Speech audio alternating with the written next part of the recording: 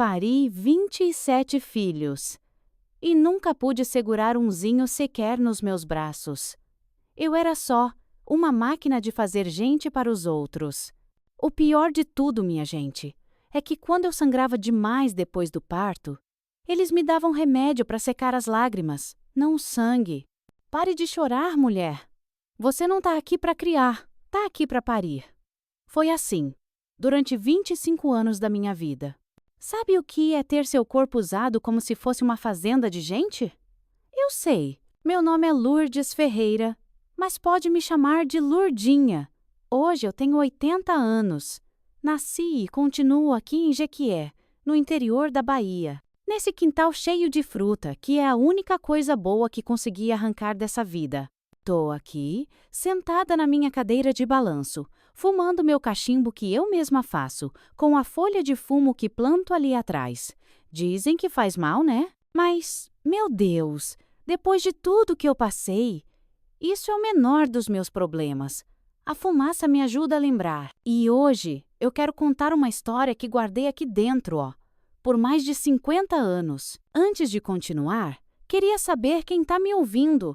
Comenta aí embaixo o seu nome e de onde você está assistindo. Quero ver se tem gente de Jequié me ouvindo. Quem sabe não tem alguém que conheceu os Almeida Prado, a família de quem eu vou falar hoje. Se conheceu, sabe que não estou inventando nada. A gente era pobre de marré, como dizia minha mãe. Isso lá nos anos 50, quando o Brasil era outro mundo. Meu pai cortava cana de sol a sol na usina aqui perto. Chegava em casa tão cansado que mal falava. As mãos dele, nossa, eram todas rachadas, sangrava nos cantos. Minha mãe era lavadeira. Acordava às 4 da manhã para pegar roupa na casa dos ricos e voltava carregando uma trouxa maior que ela nas costas. Lavava tudo no rio. Usava um sabão que ela mesma fazia com gordura velha. A pele dos braços dela era toda manchada de tanto lidar com soda. A seca naquela época era braba, viu? A gente morava num barraco de taipa que, quando chovia forte, coisa rara, virava tudo uma lama só. Éramos 8 irmãos, eu a segunda mais velha. Comida era pouca, dividida em prato pequeno. Muitas vezes eu fingia que estava sem fome. Só para os meus irmãos mais novos poderem comer um pouquinho mais. Aprendi desde cedo que para sobreviver às vezes a gente precisa mentir. Quando fiz 12 anos, veio a desgraça maior. Papai estava na roça, debaixo daquele sol de rachar, em pleno novembro, que é quando o calor aqui é de matar. Caiu de repente e não levantou mais. Foi insolação, disseram depois. Trouxeram ele para casa já sem vida, jogado numa carroça como se fosse um saco de cana. Eu nunca vou esquecer o cheiro dele naquele dia. Suor, terra e morte. Foi o dia que minha infância, aquela coisinha de nada que eu mal tive, acabou para sempre. No dia seguinte do enterro, que foi sem caixão porque não tinha dinheiro, mamãe me chamou. Lourdinha, agora é com a gente. Você vai ter que largar a escola. Eu até que gostava de estudar, sabia? Tinha aprendido a ler. Escrevia meu nome, fazia conta, mas não tinha o que discutir. Naquele mesmo dia, guardei meu único caderno debaixo do colchão de palha e fui ajudar mamãe com as trouxas de roupa. A gente lavava para a família Almeida Prado, os donos de metade de Jequié naquela época. Eles tinham fazenda, loja, farmácia, tudo.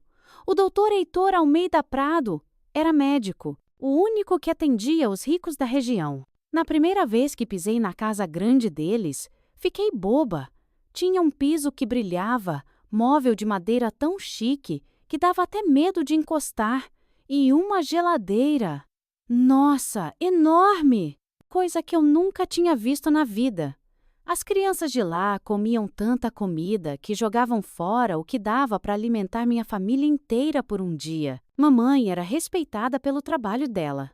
Deixava as roupas brancas que nem neve. Doutor Heitor sempre falava: Dona Cida tem mão de fada para deixar meus jalecos assim. Um dia, ele me viu ajudando e disse: Essa menina é forte para o tamanho dela. Quantos anos tem? Mamãe respondeu, toda orgulhosa. Fez 13 agora, doutor. Ele me olhou de um jeito que na época eu não entendi. Mas hoje eu sei muito bem o que era. Quando crescer mais um pouco, pode vir trabalhar aqui em casa. Tamo precisando de uma mocinha esperta. A partir daquele dia, toda vez que a gente ia entregar roupa, ele perguntava: E aí, Lurdinha, já cresceu o suficiente? Eu baixava a cabeça, morta de vergonha. Aos 15 anos, comecei a trabalhar na casa deles. Arrumava a cama, varria, lavava a louça. A dona Eunice, esposa dele, era uma mulher magra, sempre com uma cara triste. Falava pouco, tinha 2 filhos que estudavam em Salvador e quase nunca apareciam. Ela me tratava sem muito caso, sabe? Nem bem, nem mal. Dr. Heitor era diferente. Me tratava como se eu fosse importante. Perguntava se eu sabia ler, se queria aprender as coisas, me mostrava os livros de medicina dele, explicava como o corpo funcionava. Você é inteligente, Lurdinha. Não é qualquer um que entende essas coisas. Na minha cabeça de menina, aquilo era um elogio danado. Ninguém nunca tinha me chamado de inteligente. Eu cresci uns 10 centímetros só com aquelas palavras. A dona Eunice não podia ter mais filhos. Teve uns problemas no último parto. E o doutor Heitor falava disso comigo, o que eu achava muito esquisito. Por que um homem importante daqueles ia falar dessas coisas com uma empregadinha? Os ricos precisam de herdeiros, Lurdinha. Família sem filho é árvore sem fruto. Ele dizia isso direto, sempre com uma cara de preocupação. Na hora, eu não entendia que aquilo era uma isca. Que ele estava me preparando. Minha mãe adoeceu quando eu fiz 17. Uma tosse que não passava nunca. Foi definhando ela igual vela.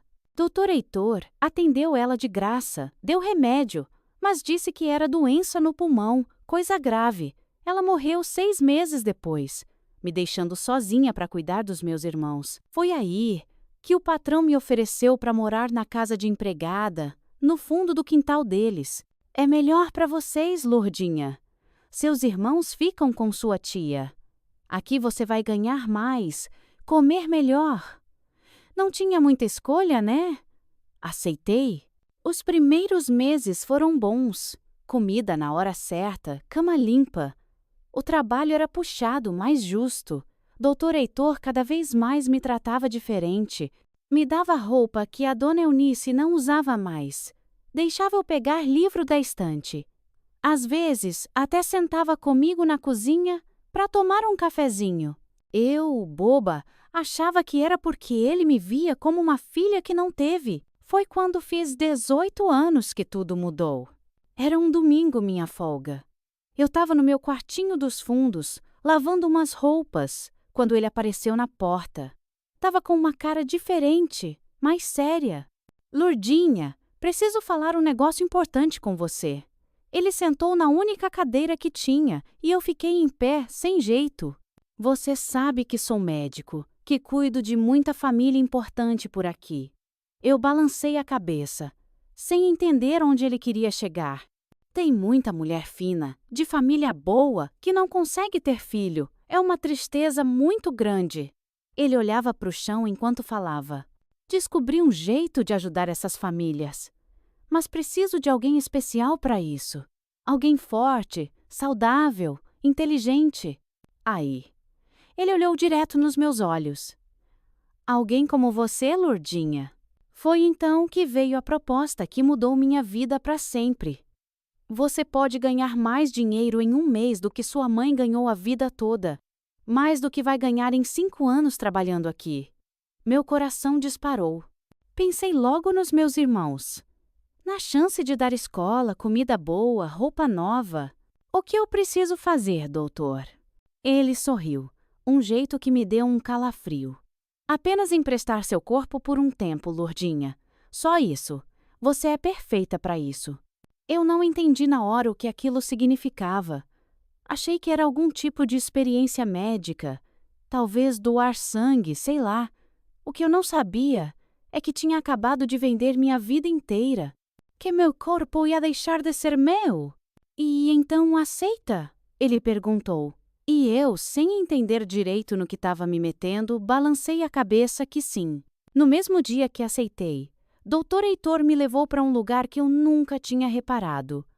No fundo da fazenda dos Almeida Prado, escondido por um laranjal, tinha uma casa que de fora parecia normal, mas por dentro... Vixe, era outra história. Não era casa, não. Era uma clínica escondida. Tinha sala com cama de hospital, aparelho que eu nunca tinha visto, uma salinha cheia de vidros com líquidos esquisitos, tudo limpinho, cheirando a álcool. Aqui é onde a gente ajuda a natureza a fazer o que ela não consegue sozinha, ele disse, com aquele sorriso que hoje me dá ânsia só de lembrar. Olhei tudo aquilo sem entender.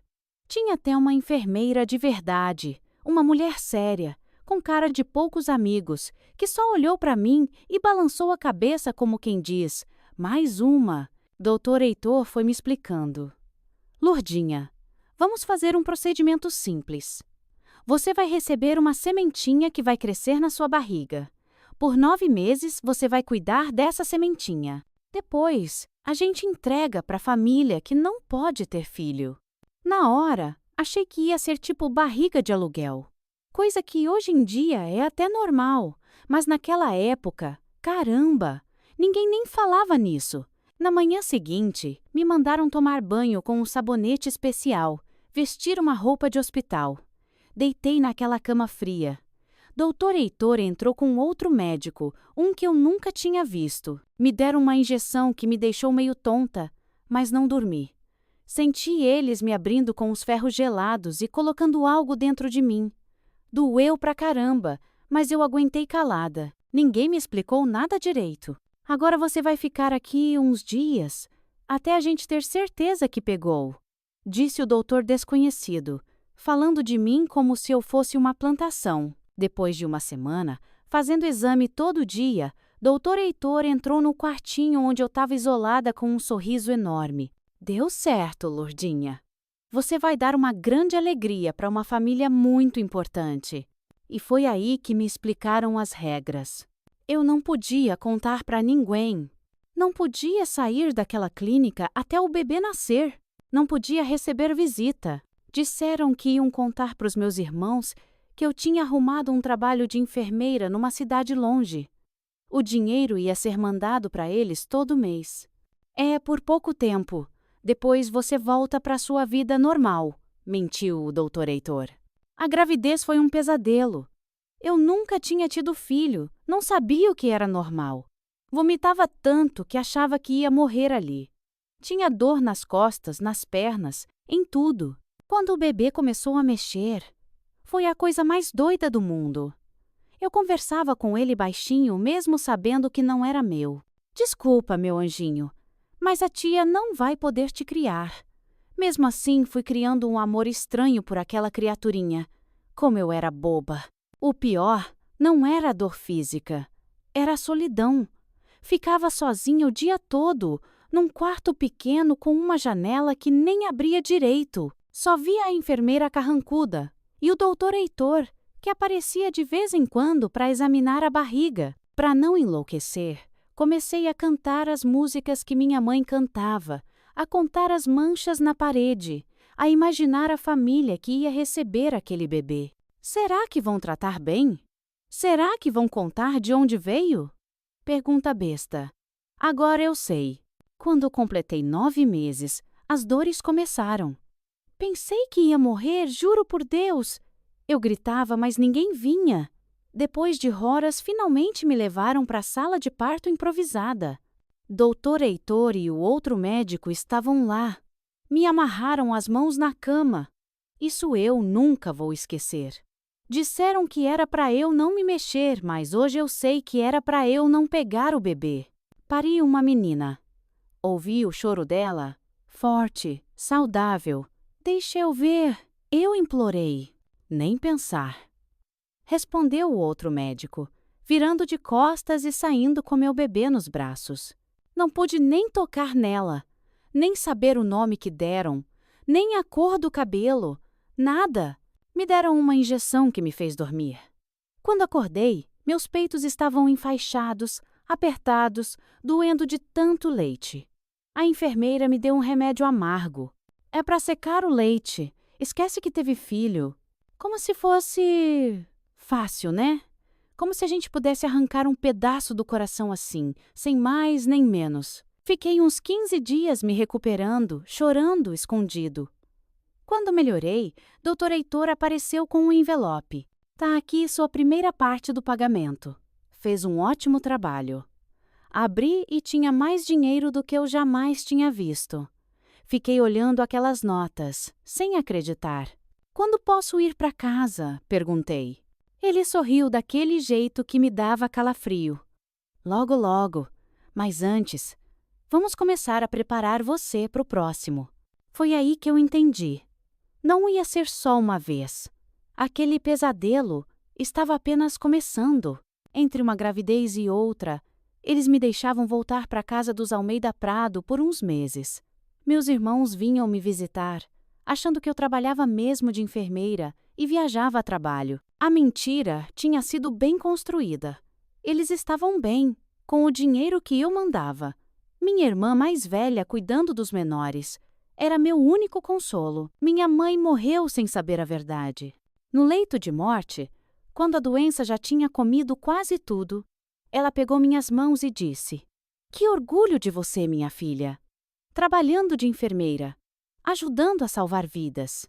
Eu chorei tanto naquele dia, não de tristeza pela morte dela, mas de vergonha da mentira. Ela morreu achando que eu tinha virado alguém na vida, quando na verdade eu era só um objeto, uma incubadora humana. Com o tempo, fui descobrindo que não era só o Dr. Heitor nesse esquema. Era uma rede inteira. Outros médicos de cidades vizinhas, político importante, fazendeiro rico, todos mandavam clientes para o Dr. Heitor. Casais que não podiam ter filhos.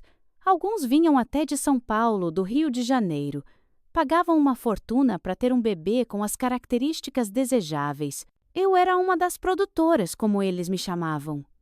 Tinha outras mulheres também, pobres que nem eu, todas morando em lugares diferentes para ninguém desconfiar. Os bebês que eu paria iam para famílias ricas daqui do Brasil, mas alguns iam até para o exterior. Uma vez ouvi uma conversa do Dr. Heitor com um homem de terno caro. Falavam em dólar, em documento falso, para levar criança para fora do país. Era um esquema grande, organizado. E eu era só uma peça pequena, descartável. Se ela morrer, a gente arruma outra. Ouvi o homem de terno dizer, quando achou que eu estava dormindo. Meus queridos, sei que essa história é difícil de ouvir. Tô contando isso pela primeira vez. Se essa história te tocou de alguma forma, saiba que o canal Vovós do Brasil se mantém com a ajuda de vocês. Clica no Valeu Demais aí embaixo do vídeo. É aquele coraçãozinho com um cifrão. Qualquer valor ajuda este canal a continuar trazendo histórias reais como a minha. É só clicar e escolher o valor. Depois do terceiro bebê, meu corpo começou a mudar demais. Não era normal engravidar tantas vezes, uma atrás da outra. Eles me davam injeção de hormônio para acelerar tudo. Meu cabelo começou a cair em tufos. Minha pele ficou manchada. Minhas juntas doíam que nem as de uma velha. Vivia com dor de cabeça, tontura. Às vezes sangrava fora de hora, mas eles nem ligavam. "É normal, passa logo", dizia a enfermeira sem nem olhar na minha cara. O pior era o que fazia com a minha cabeça.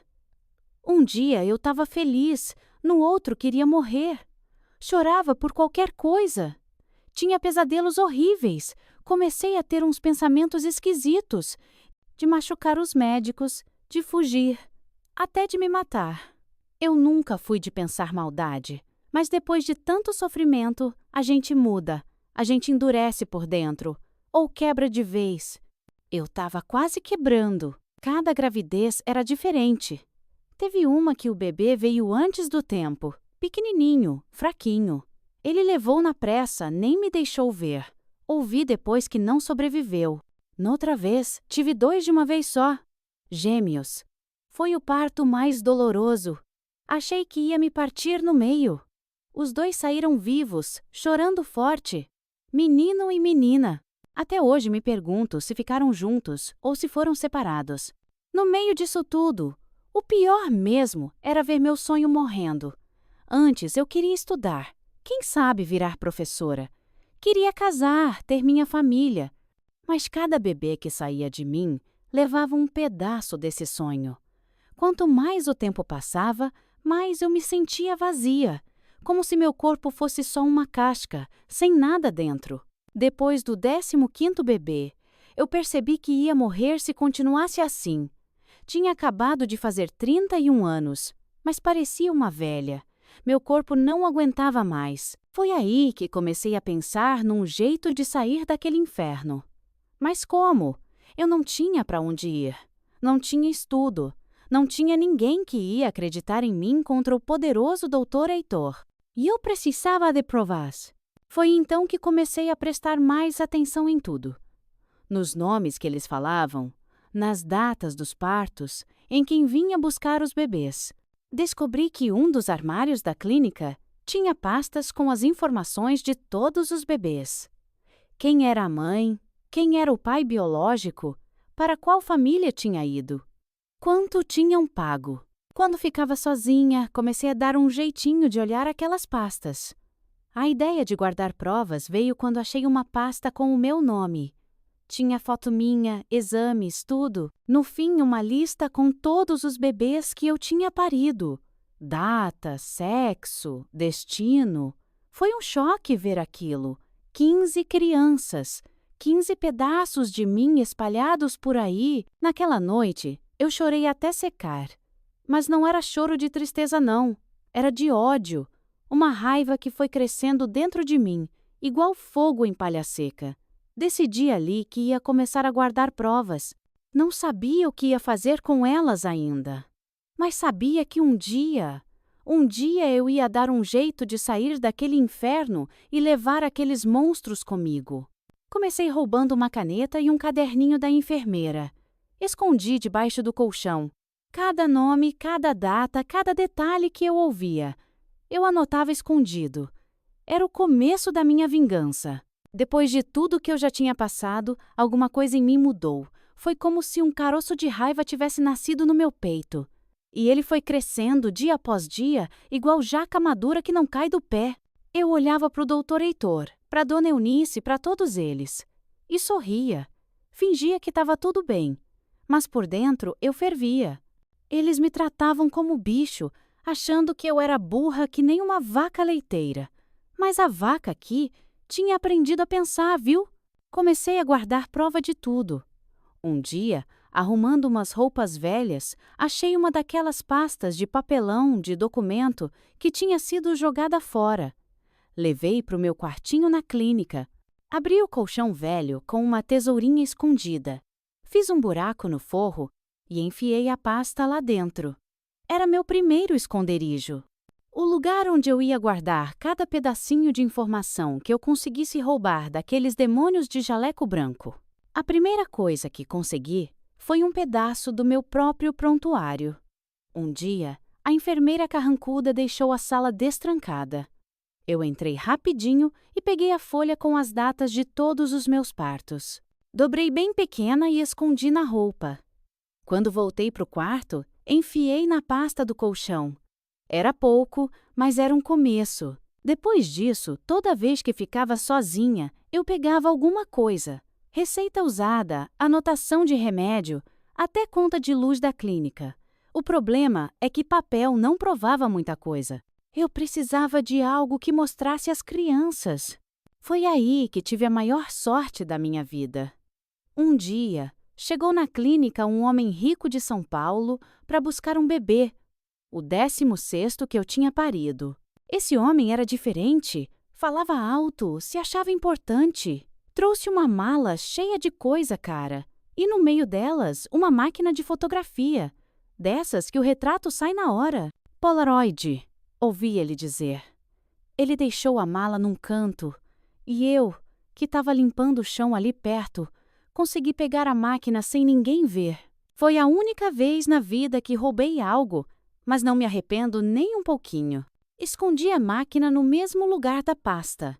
Ela já vinha com uns papéis fotográficos dentro. Não muitos, mas o suficiente para o meu plano. A partir dali, toda vez que eu paria, esperava a primeira chance. Quando deixavam o bebê no berçário, antes de ser levado, eu tirava uma foto escondida. As enfermeiras sempre davam um cochilo depois do parto, e era nessa hora que eu agia. A maquininha fazia um barulhinho, mas eu enrolava ela num pano grosso para abafar. As fotos não saíam muito boas, às vezes escuras, tremidas, mas dava para ver o rostinho da criança. Eu escrevia atrás a data, se era menino ou menina, e qualquer detalhe que eu tivesse ouvido sobre a família. Mas só isso não bastava. Eu precisava saber para onde iam aquelas crianças. Comecei a puxar prosa com seu Osvaldo, o motorista que transportava os bebês. Ele era um velho bonachão que gostava de contar história. No começo foi difícil, ele desconfiava, mas com o tempo fui ganhando a confiança dele. Levava um cafezinho reforçado, um pedaço de bolo, e ele foi amolecendo. Seu Osvaldo, o senhor deve conhecer esse Brasilzão todo, né? Eu dizia, fingindo admiração.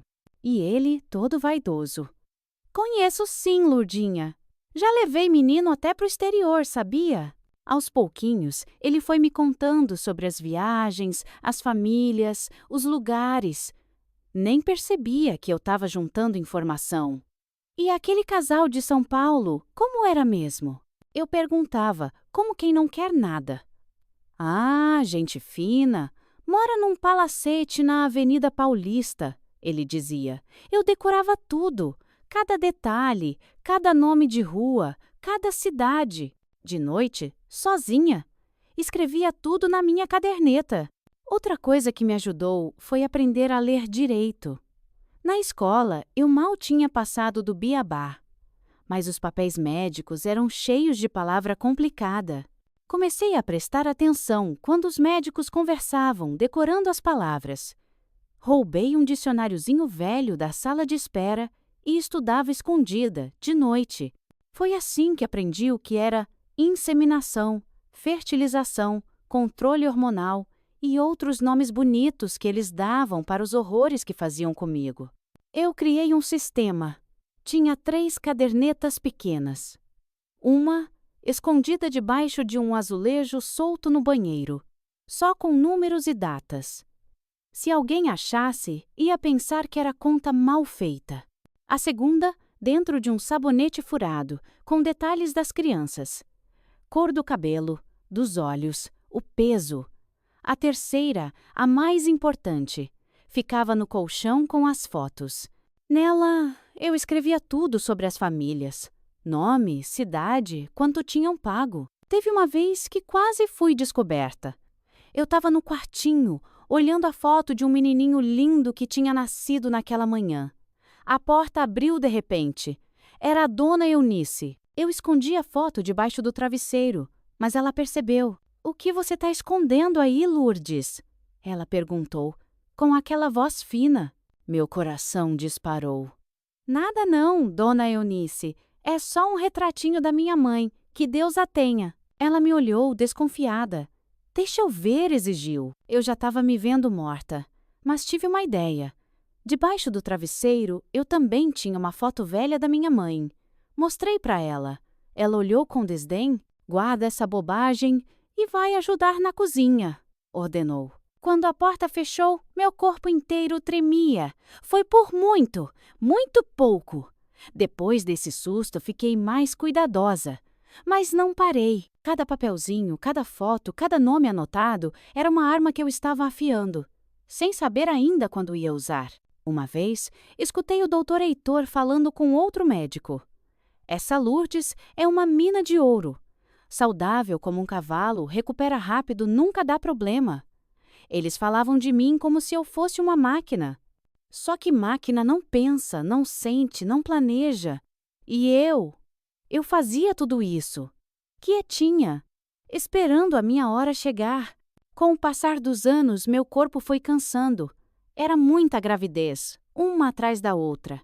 Meu cabelo caiu, meus dentes amoleceram. Tinha dor nas juntas que não passava. Os médicos só aumentavam as doses de remédio para eu aguentar mais uma. Eu já tinha perdido a conta de quantas barrigas carreguei quando fiz 40 anos. Já não era mais a menina inocente. Era uma mulher envelhecida antes do tempo, com o corpo arrebentado, mas com a cabeça cheia de planos. Foi nessa época que decidi que precisava fazer mais do que só juntar provas. Precisava de um plano para usar aquela informação. Comecei a pensar em quem poderia me ajudar. Lembrei de um advogado jovem que às vezes vinha na cidade, sobrinho de uma cliente da minha mãe. Tinha fama de ser honesto e corajoso. Guardei o nome dele, Dr. Caio Mendes. Um dia, eu ia procurar esse homem. Enquanto isso, eu continuava a engravidar, parir e entregar. A 20ª, a 21ª, a 22ª, cada parto mais difícil que o anterior. Meu corpo gritava para parar. As fotos já eram mais de 20. As cadernetas já tinha trocado várias vezes. E minha raiva só crescia, alimentada por cada choro de bebê que eu ouvia e não podia consolar. Uma das coisas mais dolorosas era ver as famílias buscando as crianças. Eu observava escondida. Via o amor nos olhos delas, a felicidade de finalmente ter um filho. E isso me deixava com o coração dividido. Por um lado, sabia que meus filhos teriam vida boa, tudo o que eu nunca poderia dar. Por outro, a dor de saber que aquele amor era construído em cima do meu sofrimento, da mentira. Olha, eu duvido que você tenha coragem de deixar um like nesse vídeo. É uma história pesada demais, né? Mas se você acha que essa vovó aqui teve coragem de enfrentar tudo isso e merece seu apoio, me prova que estou enganada e aperta esse botão de like. Vamos ver se você é tão corajoso quanto eu tive que ser. Continuando. Aos poucos fui descobrindo mais sobre o esquema. Não era só o Dr. Heitor. Era uma rede com médico, advogado, político, gente graúda. Eles tinham outras mães de aluguel, como eu, espalhadas por aí, todas pobres, desesperadas. Via nos olhos delas o mesmo vazio que eu sentia. O tempo ia passando. Os anos 60 viraram 70, depois 80. O mundo lá fora mudava e eu continuava ali, parada no tempo, servindo só para parir. Meus irmãos, já crescidos, vivendo suas vidas com o dinheiro que eu mandava, achando que eu era enfermeira. Já nem me reconheciam direito. Tão mudada eu estava.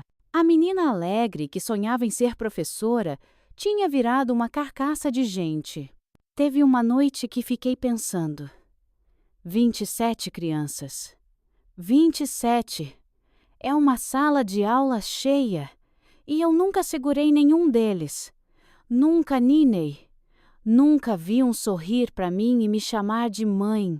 Nessa noite, chorei tanto que molhei o travesseiro. Mas não era só tristeza. Era um choro de decisão. Algo dentro de mim dizia que já tinha prova suficiente, que estava chegando a hora de agir. Foi quando completei 43 anos que meu corpo finalmente desistiu. Eu estava grávida pela 27ª vez. O parto foi o pior de todos. Quase morri. Perdi tanto sangue que achei que ia secar. Depois que tiraram a criança, um menininho pequeno, fraquinho, que nem chorou direito, o Dr. Heitor veio no quarto. Lembro da cara dele, uma mistura de desapontamento e indiferença. Como quem olha para uma ferramenta quebrada. Lourdes, acho que chegamos ao fim da linha, ele disse, sem nem olhar nos meus olhos. Seu útero está muito fraco. Você não serve mais para o nosso propósito. Aquelas palavras. Não serve mais. Deviam ter me machucado. Mas, na verdade, foi como se tirassem um peso das minhas costas. Eu já não aguentava mais. O que vai acontecer comigo agora? Perguntei, tentando não mostrar o alívio. Vamos dar uma gratificação pelos serviços prestados, ele respondeu, como se eu fosse uma empregada se aposentando. Pode voltar para sua vida normal. Ele não sabia que eu não tinha mais vida normal para voltar. Que minha vida tinha sido roubada por ele. Recebi um envelope com dinheiro. uma mixaria perto do que eles ganharam com meus filhos. Suma de Jequié, ele me aconselhou. Vá para outra cidade, comece de novo, como se fosse fácil. Mas eu tinha outros planos. Planos que eu vinha cultivando há anos, regando com minhas lágrimas, fertilizando-os com minha raiva. Saí daquela clínica com 2 malas. Uma com minhas poucas roupas e outra escondida dentro da primeira, com todas as provas que eu tinha juntado. A semente da minha vingança, que agora finalmente estava pronta para germinar. Saí daquela clínica com um envelope fino na mão e 25 anos de vida roubada nas costas. A gratificação que me deram era tão pequena que dava vontade de rir. Só não ri porque tinha desaprendido. Dr. Heitor me dispensou como quem dispensa um animal velho. Pelos seus serviços prestados, ele disse. Abri o envelope na frente dele. Engoli seco, baixei a cabeça como sempre e agradeci. Obrigada, doutor. Falsidade pura. Por dentro, eu fervia. Me deram 2 semanas para deixar o quartinho. Arrumei minhas coisas com calma. As roupas velhas, o sapato furado, isso podia ficar, mas as provas... as provas iam comigo. Costurei um bolso secreto no forro da minha mala de couro velho e escondi tudo ali. No dia que fui embora, ninguém se despediu. Só seu Osvaldo, o velho motorista, me deu um abraço apertado. Se cuida, menina, ele sussurrou. Ele não sabia de nada, mas sentia que algo estava errado. Saí pelo portão dos fundos, sem olhar para trás. Peguei um ônibus para Jequié para ver meus irmãos. Eles se assustaram. Eu parecia uma velha, com meus 43 anos. Meu Deus, Lurdinha, o que fizeram com você? Perguntou minha irmã mais nova. Menti de novo. Trabalho de enfermeira é duro, minha filha. Fiquei com ele só 1 semana. Não suportava as perguntas, os olhares de pena e tinha medo que os Almeida Prado me achassem. Então, decidi seguir com o meu plano. Peguei um ônibus para Salvador. Nunca tinha ido numa cidade tão grande. Fiquei perdida, mas não tinha tempo para admirar. Fui direto procurar o advogado que tinha guardado o nome na memória, Dr. Caio Mendes. Não foi fácil achar. Encontrei o escritório num prédio velho no centro. Um lugar simples. O Dr. Caio não era como eu imaginava. Era um rapaz novo. Não devia ter nem 30 anos, negro, com um jeito manso de falar que me deixou mais tranquila. Quando entrei na sala dele, eu tremia tanto que mal conseguia segurar a mala. Em que posso ajudar a senhora? Ele perguntou. Respirei fundo e falei de uma vez só. Doutor, preciso de ajuda para processar um grupo de médicos e famílias ricas que me usaram como fazenda de crianças durante 25 anos. Ele arregalou os olhos.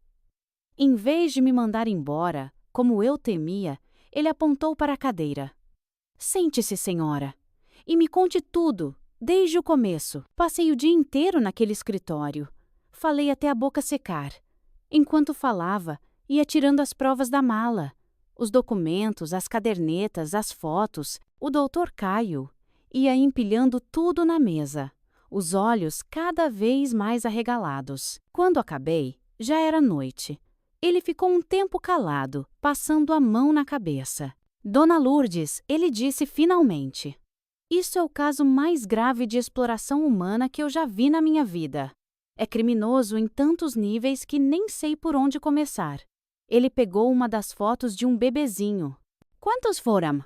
27, respondi, sentindo o peso desse número. Meu Deus do céu! Nos dias seguintes, começamos a trabalhar. O Dr. Caio não era da Bahia, tinha vindo do Rio. O que era bom, não tinha medo dos poderosos daqui.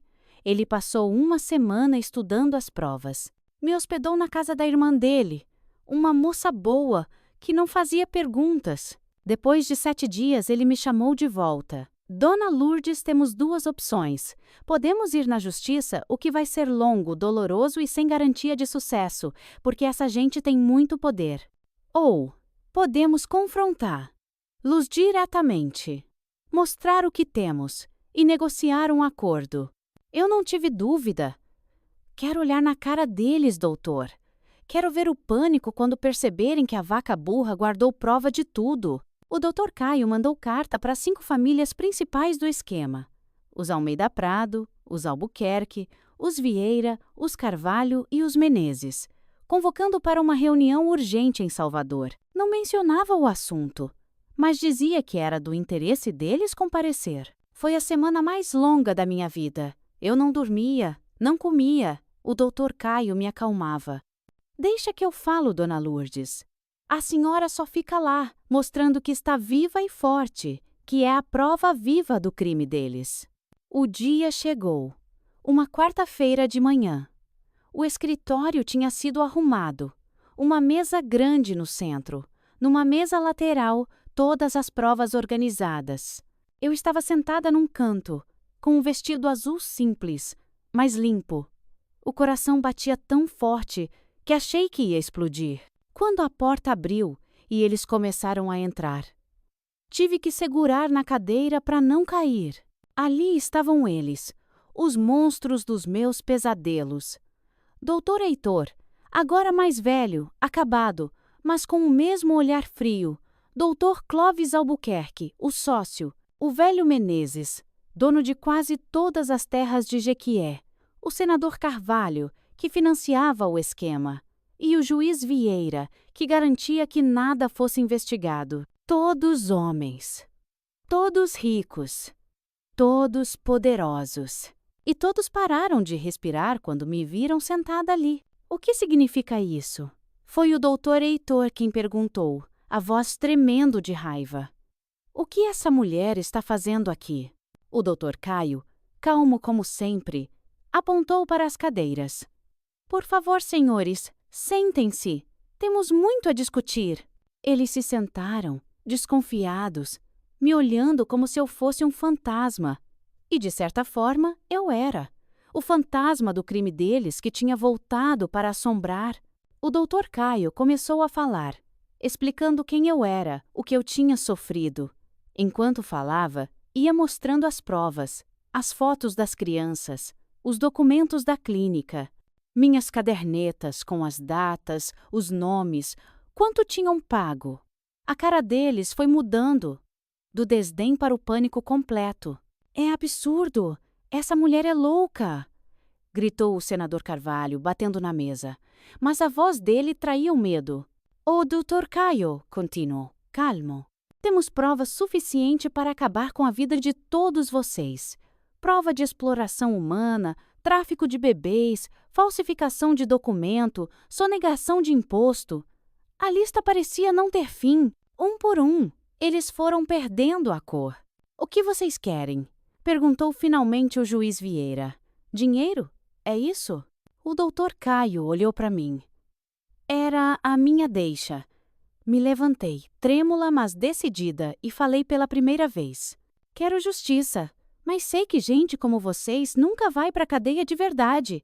Então, vamos fazer um acordo. O acordo foi simples. Uma pensão vitalícia para mim, suficiente para viver com conforto pelo resto da vida. Dinheiro depositado todo mês numa conta que o doutor Caio abriu no meu nome. Em troca, as provas ficariam guardadas num cofre de banco, lacradas. Se o dinheiro deixasse de cair, ou se algo acontecesse comigo, tudo seria entregue à imprensa, ao Ministério Público, à polícia. É um seguro de vida, explicou o doutor Caio. Eles não tiveram escolha. Assinaram os papéis, saíram dali de cabeça baixa, destruídos. E eu? Eu senti um alívio tão grande que chorei. Não era a justiça completa, mas eu tinha arrancado deles o que eles nunca imaginaram me dar: respeito e a minha liberdade. Com o dinheiro da pensão, comprei essa casinha simples em Jequié, com um quintal grande, onde plantei toda a sorte de fruta. Trouxe meus irmãos mais novos para morar comigo. Paguei estudo para os sobrinhos. Comecei uma vida nova aos 43 anos. Os Almeida Prado e as outras famílias cumpriram o acordo. O dinheiro nunca atrasou. Acho que morriam de medo só de pensar nas provas guardadas naquele cofre. Mas nem todo o dinheiro do mundo apagava a dor de ter perdido meus filhos. Eles estavam espalhados pelo Brasil, crescendo, sem saber quem era sua verdadeira mãe. Nos primeiros anos, eu evitava sair. Tinha medo de encontrar alguma daquelas famílias na rua. Mas com o tempo, fui ganhando confiança. Comecei a andar pela cidade, a ir na feira, coisas que nunca tinha podido fazer. E foi numa dessas saídas que aconteceu o mais estranho. Vi de longe um rapaz que era a cara do meu irmão quando jovem. Mesmo jeito de andar. Meu coração deu um pulo. Eu sabia, com aquela certeza que só mãe tem, que era um dos meus filhos. Devia ter uns 20 e poucos anos. Estava bem vestido. Fiquei paralisada na calçada vendo ele passar. Querendo gritar, chamar, dizer quem eu era. Mas não podia. O acordo não permitia. E que direito eu tinha de bagunçar a vida dele assim? Esse foi o primeiro de muitos encontros distantes. Com o tempo, aprendi a reconhecer meus filhos pela cidade. Uma moça com os meus olhos vendendo roupa numa loja chique. Um rapaz com o meu nariz trabalhando no banco. Uma mocinha com o meu cabelo crespo indo para a escola. Eu os observava de longe, guardando cada detalhe na memória. Nunca me aproximei, nunca falei. Era um tormento doce. Como uma ferida que a gente não deixa sarar, porque tocar nela lembra que a gente está vivo. Muita gente me pergunta: Dona Lourdes, por que a senhora não denunciou tudo à polícia? Por que aceitou o dinheiro? E eu devolvo a pergunta: o que você teria feito no meu lugar? Depois de 25 anos gerando filhos para famílias ricas, sem direitos, sem estudo, sem apoio, comenta aí embaixo o que você faria. Com o passar dos anos, os velhos do esquema foram morrendo. Doutor Heitor foi o primeiro. Dizem que de ataque cardíaco, eu prefiro acreditar que foi de remorso. Os filhos deles, que herdaram a fortuna manchada, continuaram honrando o acordo. Eu continuei minha vida quieta, cuidando das minhas plantas, dos meus bichos. A dor nunca passou, mas aprendi a viver com ela. E quando achei que nada mais podia me surpreender, aconteceu. Era uma tarde de domingo. Eu estava na varanda, descascando manga, quando um carro parou na frente. Um carro bonito, caro. Desceu um homem jovem, uns 30 e poucos anos, bem vestido. Chegou mais perto e perguntou: a senhora é Dona Lourdes Ferreira? Confirmei com a cabeça, desconfiada. Meu nome é Ricardo Almeida Prado, ele disse, e meu sangue gelou. Almeida Prado, o mesmo sobrenome do monstro. Será que vinha me ameaçar? Mas então ele sorriu. Um sorriso que eu conhecia bem. Era igual ao meu. Acho que a senhora é a minha mãe biológica. Não sei como não caí dura ali mesmo. Fiquei paralisada, agarrada naquela manga, sem conseguir falar nada. Ele, educado, ficou esperando eu me recuperar. Quando finalmente consegui me mexer, convidei ele para entrar. Aceita um suco de manga? Foi a coisa mais besta que eu pude dizer. Ele sorriu, um sorriso que era igualzinho ao meu. Aceito sim, Dona Lourdes. Sentamos na cozinha, eu ainda tremendo. Ele calmo, como quem já tinha ensaiado aquele momento 1000 vezes. Olhando para o rosto dele, não tinha como negar. Era minha boca, meu queixo. Até o jeito de franzir a testa era igual ao meu. E tinha a foto. Como o senhor me encontrou? Perguntei. Ricardo, esse era o nome dele. Explicou que quando achou a foto entre os papéis do pai adotivo, fez uma investigação. Ele era advogado, como o homem que tinha me ajudado. Foi juntando as peças. Demorou quase 2 anos. Naquele dia, conversamos por horas. Contei tudo, sem florear, sem esconder nada. Ele ouvia calado, às vezes enxugando uma lágrima. Quando acabei, já era noite. Ele pegou na minha mão calejada. A senhora é a mulher mais forte que já conheci na vida, ele disse, com a voz embargada. Foi a primeira vez que alguém me chamou de forte e não de coitada. Ali, senti o calor da mão dele na minha e soube que tinha ganhado um filho de volta. Ricardo não podia contar para ninguém. A família adotiva dele era uma das mais importantes de Jequié. Filho do próprio doutor Heitor. Meu pai. Quer dizer, o homem que me criou, sempre foi frio comigo. Agora eu entendo por quê. Ele balançou a cabeça. Eu era a prova viva do crime dele, dentro da própria casa. Combinamos que ele me visitaria escondido. Me deu um celular desses modernos para a gente se comunicar. Nossa relação tem que ser nosso segredo, Dona Lourdes. Se alguém descobrir, o acordo que a senhora fez pode ser quebrado. Concordei, mesmo que meu coração quisesse gritar para o mundo que tinha encontrado um dos meus meninos. Daí em diante, Ricardo passou a me visitar pelo menos uma vez por mês. Vinha sempre no domingo. Trazia presentinhos. Uma muda de jabuticaba para o meu quintal, um livro de receita, e sempre me perguntava sobre mim, querendo saber mais da minha história, das minhas raízes. Aos poucos, fui conhecendo ele melhor. Era casado, tinha 2 filhos. Meus netos, que eu nunca conheceria de verdade. Tinha se formado em direito, mas o sonho dele era ser músico. Tocava violão escondido. Uma das coisas mais bonitas foi quando ele me disse que me considerava sua verdadeira mãe. A mulher que me criou, Dona Eunice, nunca foi carinhosa. Era como se eu fosse um troféu que ela exibia nas festas, não um filho. Ele confidenciou. Sempre senti que tinha algo errado. Agora sei por quê. Ele me chamava de Dona Lourdes. Mas quando estávamos sós, às vezes deixava escapar um mãe que derretia meu coração. Na primeira vez que ouvi essa palavra, chorei tanto que molhei a toalha da mesa. Era a palavra que eu tinha esperado escutar por mais de 40 anos. Minha vida agora, aos 80 anos, é tranquila. Vivo nessa casa, com um quintal grande, cheia de fruta. Tenho meus bichos, minha independência. Todo mês cai na minha conta o dinheiro da pensão. E tenho a renda dos aluguéis das casinhas que construí. Não é vida de rica, mas é muito mais do que jamais sonhei. Ainda vejo de longe alguns dos meus outros filhos. Jequié não é cidade grande. Tem uma que é médica. Outro virou professor.